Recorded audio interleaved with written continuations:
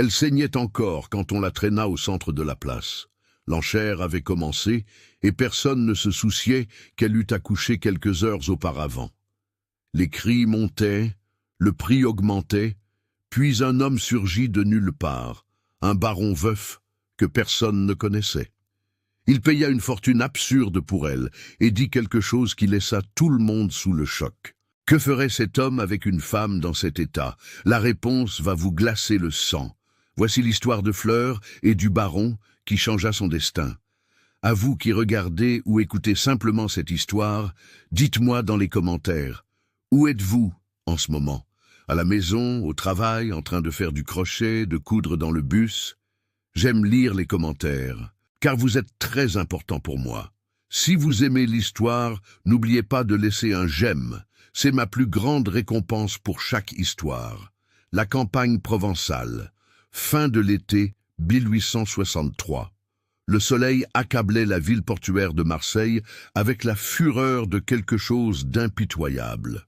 La place centrale grouillait de monde, de marchands, de propriétaires terriens, de contremaîtres et de curieux, tous agglutinés autour de l'estrade en bois qui s'élevait comme un autel de la cruauté humaine. Au centre de cette estrade, agenouillée sur des planches rugueuses et tachées, se tenait Fleur. Son vrai nom, personne ne le connaissait et peu se souciait de le demander. Elle avait au maximum 20 ans, peut-être moins, la peau marquée par le soleil implacable et les années de travail forcé. Sa robe, si tant est qu'elle méritât encore ce nom, était trempée de sang et de sueur, déchirée à l'ourlet et collée à son corps comme une seconde peau de souffrance. Dans ses bras tremblants, un nouveau-né gémissait doucement, son petit visage rouge et ridé, ses petits yeux encore fermés au monde cruel dans lequel il venait d'arriver.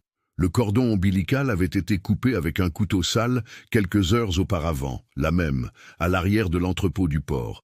Personne n'avait appelé de sage-femme, personne n'avait offert d'eau propre ou un chiffon décent. Fleur avait accouché seule, mordant un morceau de bois pour ne pas crier, et car crier signifiait attirer l'attention.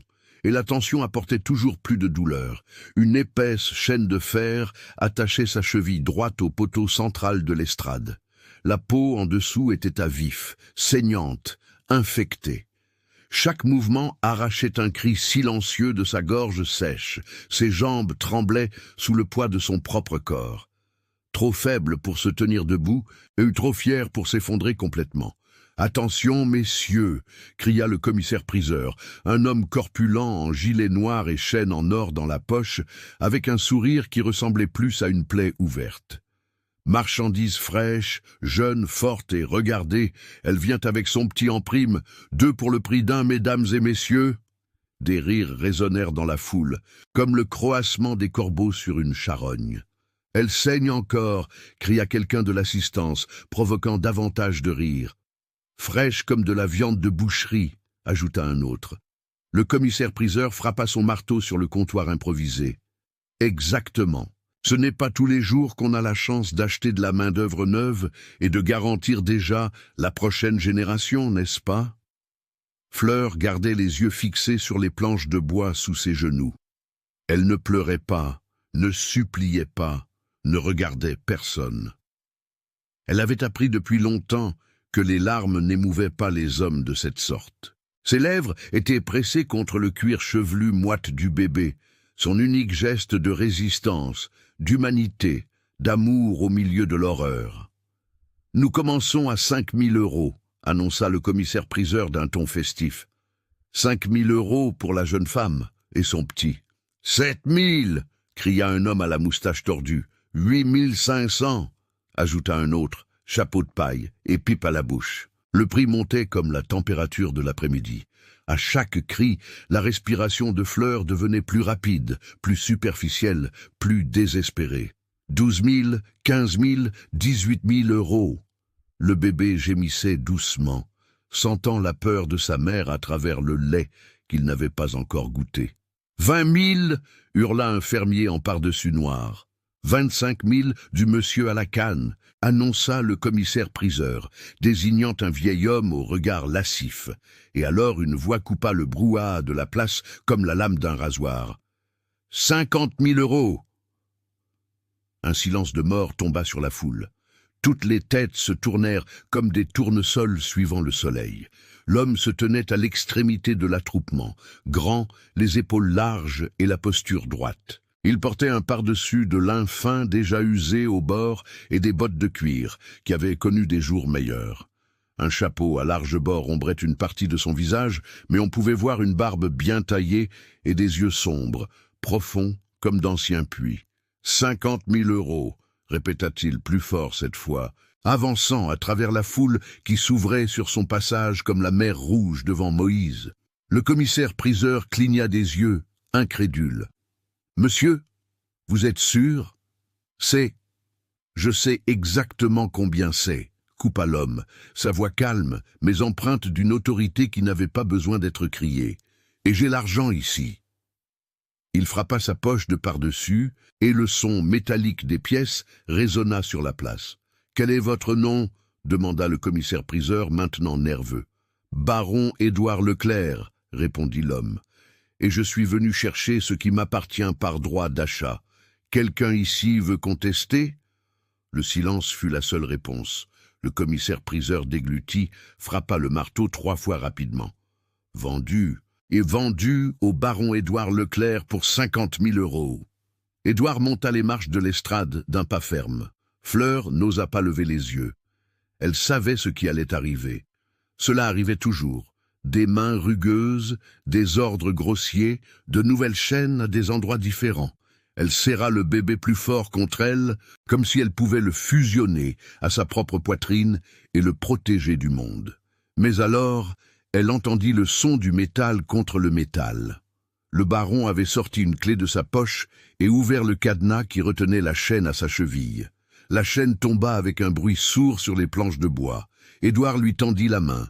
Fleur regarda cette main comme si c'était un serpent prêt à frapper. « Vous pouvez vous lever, » dit-il doucement. « Vous êtes libre maintenant. » Mais Fleur ne bougea pas. La liberté était un mot qu'elle ne connaissait plus. Fleur ne crut pas aux paroles du baron. Comment le pourrait-elle? La liberté était un mot que les hommes utilisaient pour tromper les femmes comme elle, pour les faire baisser leur garde avant d'attaquer. Elle l'avait appris de la pire des manières, et les cicatrices sur son corps étaient l'alphabet de cette amère leçon. Édouard n'insista pas. Il rangea simplement la clé dans sa poche, se tourna vers le commissaire-priseur et lui remit un lourd sac de pièces. L'homme corpulent les compta une par une avec des doigts avides, en mordant quelques-unes pour vérifier si elles étaient vraies. Quand il eut fini, il hocha la tête et tendit un papier jauni au baron, l'acte de propriété. Édouard prit le document, le regarda un long moment, puis, devant tout le monde sur la place, déchira le papier en petits morceaux. Le vent emporta les fragments comme des pétales de fleurs mourant dans l'air. La foule murmura, choquée et confuse. « Je n'ai besoin d'aucun papier, » dit Édouard à voix haute, « pour que tous entendent, car elle n'est pas une propriété, elle ne l'a jamais été. » Il descendit de l'estrade et se dirigea vers une simple charrette tirée par 2 chevaux bais. Il revint avec une couverture propre en laine épaisse et remonta jusqu'à l'endroit où Fleur était encore agenouillée, tremblante, tenant le bébé comme si c'était la seule chose réelle au monde. « Permettez-moi, » dit-il doucement en tendant la couverture. Fleur se recroquevilla, protégeant son enfant de son corps. Édouard s'arrêta, respira profondément, puis posa la couverture sur les planches à côté d'elle et recula de 3 pas. « Quand vous serez prête, la charrette est là-bas. Il y a de l'eau fraîche, du pain et un endroit pour vous asseoir. Nous allons nous rendre à mon domaine. C'est à 3 jours de voyage d'ici. Vous et l'enfant avez besoin de soins. » Il descendit de l'estrade et se dirigea vers la charrette. Il s'assit sur le siège du conducteur et attendit. Il ne regarda pas en arrière, ne la pressa pas, il attendit simplement. La place commença à se vider lentement. Les curieux perdirent leur intérêt. Les marchands retournèrent à leurs étals. Le commissaire-priseur rangea sa table et s'en alla, sifflant une chanson obscène. Et là, Fleur resta seule sur l'estrade en bois, avec la couverture à côté et un bébé dans les bras qui pleurait de faim. Elle regarda le baron. Il restait de dos, tripotant les rênes des chevaux. ajustant quelque chose qui n'avait probablement même pas besoin d'être ajusté. Attendant, Fleur ne savait pas combien de temps elle resta là. Le soleil commença à descendre à l'horizon, peignant le ciel d'orange et de rouge. Le bébé pleura plus fort, et alors, comme si son corps décidait pour elle, Fleur se leva, ses jambes faillirent céder, mais elle se raffermit, prit la couverture, s'enveloppa elle-même et son enfant, et descendit les marches de l'estrade lentement, un pied après l'autre, se tenant à la rampe en bois pour ne pas tomber. Quand elle arriva près de la charrette, Édouard ne se retourna pas. Il dit simplement « À l'arrière, il y a des coussins et un panier de nourriture. Mettez-vous à l'aise. » Fleur monta dans la charrette avec difficulté. L'arrière était garni de sacs de paille propres, de coussins recouverts d'un tissu simple, mais sans tache, et d'un panier en osier fermé. Elle s'assit, appuya son dos contre le côté en bois, et regarda le baron. Il restait de dos. « Pourquoi faites-vous cela ?» demanda-t-elle, la voix rauque d'avoir été si longtemps inutilisée. Édouard resta silencieux un instant, puis répondit sans se retourner « Parce que quelqu'un aurait dû le faire pour ma sœur. » Il ne dit rien de plus. Il installa les rênes et les chevaux commencèrent à avancer. Le voyage fut long et silencieux. Ils traversèrent des chemins de terre rouge, passèrent devant des sucreries avec leurs énormes moulins tournant au son de chants tristes. Ils franchirent des ponts de bois sur des rivières sombres et pleines de secrets. Édouard s'arrêtait toutes les quelques heures pour reposer les chevaux, et chaque fois qu'il s'arrêtait, il laissait de l'eau fraîche et de la nourriture à l'arrière de la charrette sans dire un mot. Fleur mangeait lentement, méfiante, attendant le poison, le piège, l'embuscade, mais rien ne se produisait. Le baron montait le camp, allumait un petit feu, mangeait sa propre nourriture en silence, et se couchait ensuite de l'autre côté du feu, toujours de dos à elle, toujours assez loin pour qu'elle ne ressente pas de peur. La deuxième nuit, le bébé commença à pleurer sans arrêt. Fleur tenta de le calmer, mais il avait de la fièvre. Son petit corps brûlait comme une braise. Elle sentit la panique monter dans sa gorge comme une eau de crue. « Il est malade », dit-elle, la voix brisée.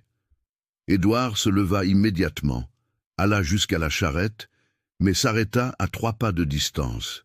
« Puis-je voir ?» demanda-t-il. Fleur hésita, puis hocha la tête. Édouard s'approcha lentement, s'agenouilla et regarda le bébé sans le toucher. « C'est la fièvre de lait. L'enfant a besoin de téter, mais vous êtes trop faible pour produire. Je connais une sage-femme à une demi-journée d'ici. Nous partons tout de suite. » Il n'attendit pas de réponse. Il éteignit le feu, prépara les chevaux, et ils partirent dans l'obscurité.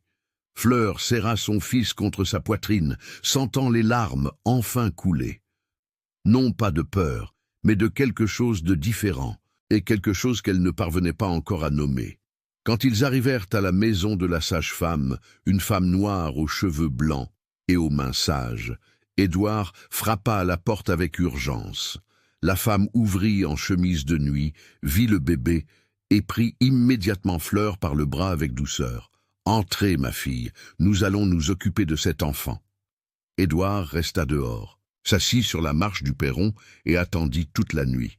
Quand le soleil se leva, la sage-femme sortit et dit « L'enfant va vivre, et la jeune femme aussi, mais elle a besoin de repos. » Édouard hocha la tête, ôta son chapeau et le tint contre sa poitrine. « Merci, Madame Bénédicte. » La vieille sage-femme le regarda avec des yeux qui avaient déjà vu le monde entier.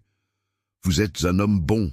Édouard, votre sœur serait fière. » Il ne répondit pas, remit simplement son chapeau et regarda l'horizon où le soleil dessinait des promesses dorées dans le ciel de la campagne provençale. Le domaine Sainte-Victoire se trouvait à l'intérieur de la Provence, loin des grandes villes, caché entre des collines verdoyantes et des vallées profondes, où la brume matinale mettait du temps à se dissiper. Ce n'était pas le plus grand domaine de la région, ni le plus riche. Les clôtures avaient besoin de réparation. La maison principale avait des tuiles cassées et les étables étaient modestes. Mais il y avait quelque chose de différent dans cet endroit. Quelque chose que Fleur ressentit dès que la charrette franchit le portail en bois. Le silence. non pas le silence de la peur, mais le silence de la paix. Édouard mena les chevaux jusqu'à l'avant de la maison principale et descendit. Cette fois, il se tourna vers Fleur et attendit qu'elle descende seule. Elle le fit, tenant le bébé avec soin, ses pieds nus touchant la terre rouge et humide. Elle regarda autour d'elle. Il y avait des poules qui picoraient librement dans la cour, un vieux chien dormant à l'ombre d'un manguier, et au loin, quelques vaches paissant tranquillement. « La maison du fond est à vous, » dit Édouard, désignant une petite construction, plus solide, avec des murs en pisé blanchis à la chaux et une porte en bois, peinte en bleu. Il y a un lit, une cuisinière, une table. Ce n'est pas grand-chose, mais c'est propre et sûr. Fleur regarda la petite maison, puis lui. « Pour combien de temps ? » ?»« Aussi longtemps que vous voudrez rester. »« Et que voulez-vous de moi ?» Édouard mit les mains dans ses poches et soupira profondément. « Que vous dormiez sans peur, que l'enfant grandisse fort, et que lorsque vous serez prête, vous décidiez ce que vous voulez faire de votre vie. C'est tout. » Fleur serra le bébé contre sa poitrine. « Les hommes veulent toujours quelque chose. »« Oui, » acquiesça Édouard, « mais j'ai déjà eu ce que je voulais, la paix de la conscience. » Il se retourna et s'en alla, la laissant seule dans la cour. Fleur marcha lentement jusqu'à la petite maison, poussa la porte de l'épaule et elle grinça en s'ouvrant. À l'intérieur, tout était simple, mais impeccable. Un lit en bois avec un matelas de paille, recouvert de drap blanc, une cuisinière en terre avec du bois à côté, une petite table avec 2 chaises, et dans un coin, un berceau en bois clair, poncé avec soin, garni d'une couverture douce. Fleur s'assit sur le lit, plaça le bébé dans le berceau et, pour la première fois depuis des années, s'allongea sur quelque chose qui n'était pas un sol dur ou de la paille sale. Le matelas était ferme, les draps sentaient le soleil et le silence était si grand qu'elle pouvait entendre son propre cœur battre. Et alors, elle pleura. Elle pleura comme elle n'avait jamais pleuré auparavant.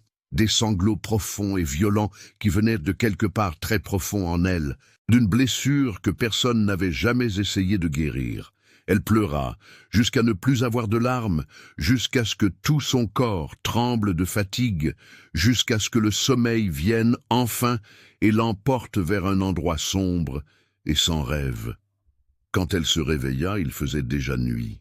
Une lampe à huile était allumée sur la table et à côté, un plateau avec de la nourriture. Un plat de haricots secs, de la farine, un morceau de viande cuite et un verre de lait tiède. Fleur s'assit, regarda la porte verrouillée de l'intérieur et mangea. Elle mangea lentement, savourant chaque bouchée comme si c'était le premier vrai repas de sa vie. Les jours suivants furent étranges. Édouard apparaissait tous les matins, laissait de la nourriture à la porte, vérifiait si elle avait besoin de quelque chose et s'en allait. Il n'entrait pas, n'insistait pas pour parler, il laissait simplement les choses et disparaissait. Fleur commença à remarquer de petits détails. Le bois toujours coupé et empilé près de la cuisinière, le seau d'eau toujours plein et propre, des vêtements simples mais propres et de la bonne taille, laissés pliés sur la chaise. Une semaine plus tard, Fleur sortit de la petite maison pour la première fois, sans que ce soit pour chercher de l'eau. Elle marcha jusqu'à la maison principale et frappa à la porte. Édouard ouvrit, surpris. « Vous avez besoin de quelque chose ?»« J'ai besoin de travailler, » dit Fleur. Édouard fronça les sourcils. « Vous n'êtes pas obligé. »« Je sais que je ne suis pas obligé, » y coupa-t-elle. « Mais je veux. Je ne peux pas rester sans rien faire. Je me sens inutile. » Édouard réfléchit un instant. « Vous savez cuisiner ?»« Oui. »« Alors, si vous voulez, vous pouvez cuisiner pour nous deux. Je suis un piètre cuisinier et ma cuisine est un désastre. » Fleur faillit sourire. « Presque. »« D'accord. » À partir de ce jour, elle se mit à cuisiner. Elle préparait les repas dans la maison principale, mais laissait toujours la nourriture sur la table et retournait à sa petite maison avant qu'Édouard n'arrive. Il ne se plaignit jamais, mangeait simplement et laissait un mot de remerciement chaque soir. La nourriture était délicieuse. Merci, Fleur. Ce fut la première fois que quelqu'un la remerciait pour quelque chose qu'elle avait fait. Un mois passa. Fleur commença à prendre du poids. Ses joues, auparavant creuses, commencèrent à s'arrondir. Le bébé, qu'elle décida finalement d'appeler Michel, grandissait fort et en bonne santé. Elle l'allaitait sans peur, le berçait sans hâte, lui chantait des chansons que sa propre mère lui avait chantées dans une vie qui semblait avoir été vécue par une autre personne. Un après-midi, alors qu'elle lavait du linge au lavoir près du puits, Fleur vit Édouard revenir du pâturage. Il venait à cheval, son chapeau à la main, ses cheveux sombres collés au front par la sueur. Quand il passa devant elle, il ôta son chapeau en signe de respect. « Bon après-midi, Madame Fleur. » Elle arrêta de frotter le linge et le regarda. « Madame ?» Édouard arrêta son cheval. « Oui, vous êtes maîtresse de votre propre vie maintenant. Vous méritez d'être traitée comme telle. » Et il poursuivit son chemin, laissant Fleur seule avec le lavoir, le linge mouillé dans les mains et quelque chose de chaud grandissant dans sa poitrine. Quelque chose qu'elle pensait avoir été mort pour toujours le jour où elle avait été enchaînée pour la première fois. L'espoir. Cette nuit-là, pour la première fois, Fleur ne verrouilla pas la porte de la petite maison, non pas parce qu'elle faisait entièrement confiance, mais parce qu'elle commençait à croire que peut-être, juste peut-être, tous les hommes n'étaient pas des monstres. Et dehors, sous le ciel étoilé de la garrigue provençale, Édouard regarda la petite maison du fond, vit la porte entr'ouverte et s'autorisa un petit sourire fatigué. C'était un début. 6 mois s'étaient écoulés depuis l'arrivée de Fleur au domaine Sainte-Victoire. L'hiver de la garrigue était arrivé, apportant des pluies éparses et des nuits froides. Michel rampait déjà, et ses rires emplissaient la petite maison du fond d'une musique que Fleur n'aurait jamais cru entendre. Elle avait changé. Ses yeux, auparavant vides et hantés, brillaient maintenant d'une lumière douce. Son corps s'était remis, et ses mains, calleuses par le travail forcé, travaillaient maintenant par choix. Édouard aussi avait changé, bien que de manière plus subtile. Il souriait davantage, parlait davantage, et chaque fois qu'il voyait Michel faire ses premiers pas chancelant dans la cour, il y avait une tendresse dans son regard qu'il ne pouvait cacher. Ce fut un après-midi de septembre, alors que Fleur préparait le dîner dans la maison principale, que tout changea. Elle coupait des oignons quand elle entendit le bruit de chevaux s'approchant. Beaucoup de chevaux. Elle regarda par la fenêtre et vit 4 hommes armés entrer par le portail. Son cœur s'emballa. Elle connaissait ce genre d'hommes, des chasseurs d'esclaves, des traqueurs d'hommes. Édouard sortit de la maison et marcha vers eux d'un pas ferme. « Puis-je vous aider, messieurs ?» Le chef du groupe, un homme grand à la grosse moustache et au fouet à la ceinture, cracha par terre. « Nous cherchons une fugitive, une esclave qui a été achetée illégalement à Marseille il y a 6 mois. » « Non. » « Fleur, nous savons qu'elle est ici. » Édouard croisa les bras. « Je n'ai connaissance d'aucune fugitive dans ce domaine. »« Cessez de mentir, baron. Nous savons que c'est vous qui l'avez achetée, et comme l'enchère a été annulée par la couronne, elle est toujours la propriété légale du seigneur du bois. Nous sommes venus la chercher. » Fleur, cachée derrière la porte, serra Michel fort contre elle. Ses mains tremblaient. C'était la fin, elle le savait, il la ramènerait, et cette fois, il n'y aurait pas de salut. Mais alors Édouard fit quelque chose d'inattendu. Il rit, un rire fort et sincère qui résonna dans la cour. Propriété de Monsieur Dubois. Il entra dans la maison, passa directement devant Fleur, sans la regarder, prit un document sur le bureau et ressortit. Il tendit le papier au chasseur d'esclaves. « Lisez !» L'homme prit le papier avec méfiance et commença à lire. Son expression passa de l'arrogance à la confusion puis à la colère. « C'est une lettre d'affranchissement. »« Exactement, » dit Édouard calmement, signée par moi et enregistrée au greffe de Marseille 3 jours après l'achat. Fleur est une femme libre, elle a un document, des témoins et la protection de la loi. Cela ne vaut rien, vous n'aviez pas le droit. Si, j'avais le droit. Je l'ai acheté légalement, j'ai payé le prix exigé et... En tant que propriétaire enregistré, j'avais le plein droit de la libérer. La loi est claire. Ou voulez-vous contester la loi impériale ? Le chasseur d'esclaves regarda ses compagnons, puis Édouard. Son visage était rouge de colère. « Monsieur Dubois n'aimera pas ça. Monsieur Dubois peut venir personnellement s'il veut discuter, mais je vous préviens que ce domaine est sous protection judiciaire. Et si l'un de vous remet les pieds ici sans autorisation, je porterai plainte pour invasion de propriété. » Les hommes restèrent là quelques secondes de plus, jaugeant le baron du regard. Mais Édouard ne recula pas, ne scia pas. Il attendit simplement, la main posée sur la poignée de son coutelas, attaché à sa ceinture. Finalement, le chef tira les rênes. « Ce n'est pas fini. »« Si, c'est fini, » répondit Édouard. « Et maintenant, quittez ma terre. » Les hommes partirent dans un nuage de poussière et de menaces vaines. Quand le son des sabots disparut au loin, Édouard rentra dans la maison. Fleur était appuyée contre le mur, tenant Michel, les larmes coulant librement sur son visage.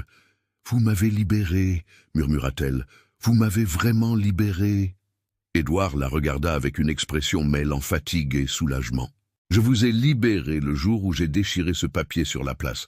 J'avais juste besoin du document officiel pour m'assurer que personne ne puisse vous ramener. » Fleur fit un pas en avant, puis un autre.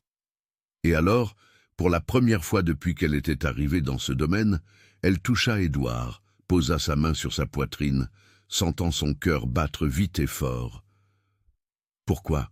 demanda-t-elle, la voix brisée. « Pourquoi avez-vous fait tout cela pour moi ?» Édouard couvrit sa main de la sienne, grande et calleuse, parce que ma sœur s'appelait Victoire. Elle avait 15 ans quand un homme l'a achetée et emmenée. Mon père a vendu sa propre fille pour payer des dettes de jeu. J'avais 18 ans et je n'ai pas pu l'en empêcher. Je l'ai cherchée pendant 5 ans, ville par ville, domaine par domaine. Quand j'ai finalement trouvé quelqu'un qui la connaissait, on m'a dit qu'elle était morte de fièvre 2 ans auparavant, enchaînée dans un cachot. » Les larmes coulaient sur le visage d'Édouard. « Je n'ai pas pu sauver ma sœur, mais je pouvais vous sauver, vous. Et s'il y a d'autres femmes comme vous, je les sauverai aussi. Chaque femme que je parviendrai à tirer de cet enfer est une façon d'honorer sa mémoire. » Fleur déposa Michel au sol avec précaution et serra Édouard dans ses bras. Non pas une étreinte de gratitude, mais l'étreinte de quelqu'un qui avait enfin trouvé un foyer.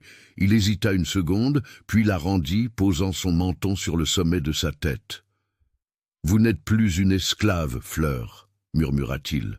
« N'a plus jamais. » Et là, dans cette cuisine simple, tandis que Michel jouait avec une cuillère en bois sur le sol et que le soleil de l'après-midi entrait par les fenêtres, peignant tout d'or, quelque chose de nouveau naquit entre eux.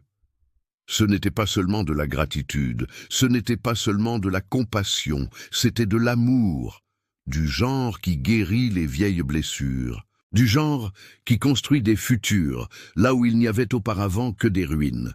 3 ans plus tard, le domaine Sainte-Victoire était devenu connu dans toute la région pour une raison différente.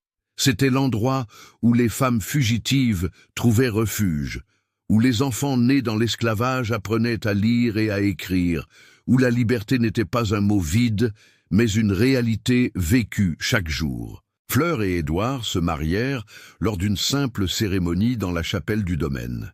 Michel fut le page, déjà âgé de 5 ans, souriant fièrement dans son petit costume.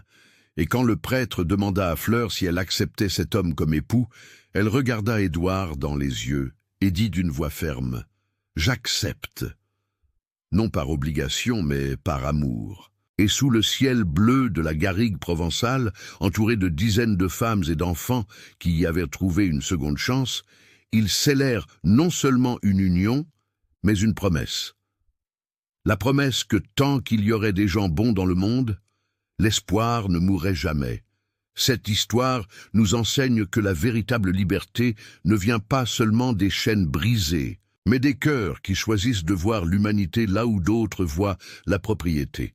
Le baron Édouard n'a pas acheté Fleur pour la posséder, mais pour lui rendre quelque chose que personne ne devrait avoir le pouvoir d'ôter, la dignité de choisir son propre destin. Parfois, le plus grand acte d'amour n'est pas de tenir quelqu'un près de soi, mais de lui donner l'espace pour respirer, guérir et découvrir qui il est vraiment. Et Fleur nous montre que même après avoir été brisés par la vie, nous pouvons encore refleurir lorsque nous trouvons enfin une terre fertile et des mains bienveillantes. Si vous avez aimé cette histoire, laissez votre « j'aime ». C'est très important pour moi. Et laissez un commentaire, je les lis tous. Une autre vidéo apparaît ici sur votre écran. Cliquez dessus, on se voit de l'autre côté.